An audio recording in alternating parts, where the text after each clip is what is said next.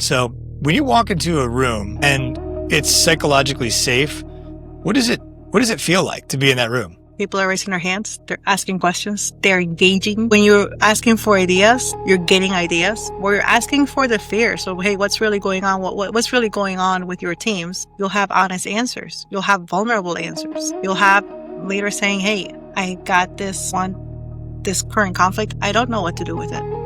You have that.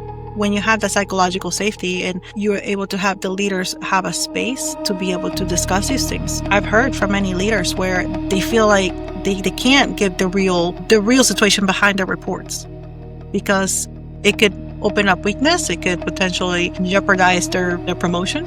It's almost a competition of one leader to the other, how great their team is and everything's great. You know, kind of like the label will be like, everything is awesome.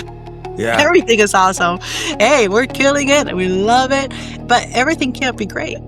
Right? Yeah. I mean, like, if everything's great all the time, well, do we know what not great is? Or do we actually really know what great is? Because this doesn't look like great. People are they're leaving or they're sick or they're angry or whatever, like comments. You start seeing how the state of the company through Glassdoor online. Suddenly you see something or something like, well, did anybody know this? Or you have real tragedies that happen in the workplace. And that's how you find out. So a psychological safe place is exactly that, where I am open to question.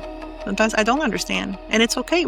It's okay if people don't understand, right? I mean, we gotta give that space. Psychological safety, if you think about it again from Maslow's hierarchy of needs, where, you know, going back to one of like the basic things that we need, it's like, you know, we can't go to the next level unless you fulfill the other level. So if you look at that is like at its most basic what the leaders need, because what is that top part, right? That self-actualization. It's that you're thinking outside, you're self-thinking. So we're asking leaders to operate at that level. We're asking leaders to be self-aware. We're asking leaders to be emotionally balanced. You know, you can't be emotionally balanced if you're not self-aware, if you're not self-actualized, if you're not comfortable with yourself, if you're not free with being yourself. You're not going to get to those higher level where we need to innovate. If you're not at that level, you won't have innovation unless you have that psychological safety. So you need to know what it feels like to have a psychologically safe place, but also because we also know what it does, what it feels not to have it.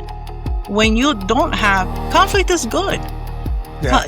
Like leaders need to stop thinking that if we have something wrong, you know, like they're rocking the boat or it's bad. If we don't have conflict, we don't need leaders. That's what we need. Right, exactly.